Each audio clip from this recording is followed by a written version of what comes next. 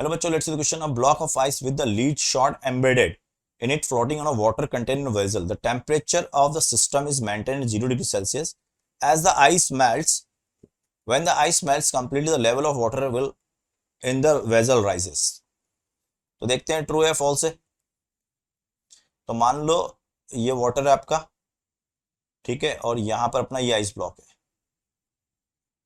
ये ice block. तो अगर आइस ब्लॉक है तो अगर मैंने ये देखा कि कितना वाटर डिस्प्लेस हुआ, तो मेरे को ये लगा कितना वाटर डिस्प्लेस हो गया, ये वाटर डिस्प्लेस्ड है ये वाला, ठीक है, वॉल्यूम डिस्प्लेस्ड। तो वॉल्यूम डिस्प्लेस कितना होगा, तो मैं जानता हूं इस पे जो फोर्स लग रहा होगा वो अपथ्रस्ट फोर्स लग रहा होगा, और अपथ्रस्ट फोर्स का डायरेक्शन क्या होगा, तो इस पे लग रहा होगा एफ अप, ये होगा इसका mg। तो हम जानते हैं because F up is equal to mg, law of equilibrium flotation.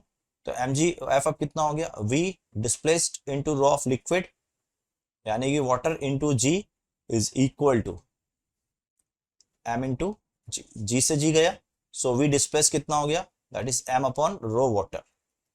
ठीक है, अब ये जब आइस मेल्ट करेगी, व्हेन आइस विल मेल्ट,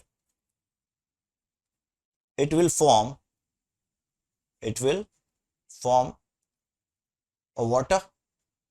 तो volume of formation of water कितना हो जाएगा, that is mass of ice divide by of raw water. लेकिन उसके अंदर कौन है, अच्छा इसमें आपका एक एम्बेडेड है, वो भी अपन भूल गए इसको लेना, ये आपका एक एम्बेडेड है इसके अंदर, मेटल लीड बोल रहा है वो। तो अपन ना आइस का मास m मान लेते हैं और इसका मास स्मॉल m मान लेते हैं।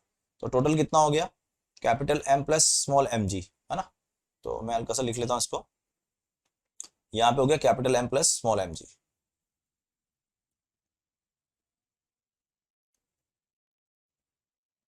तो ये हो गया आपका capital M plus small mg।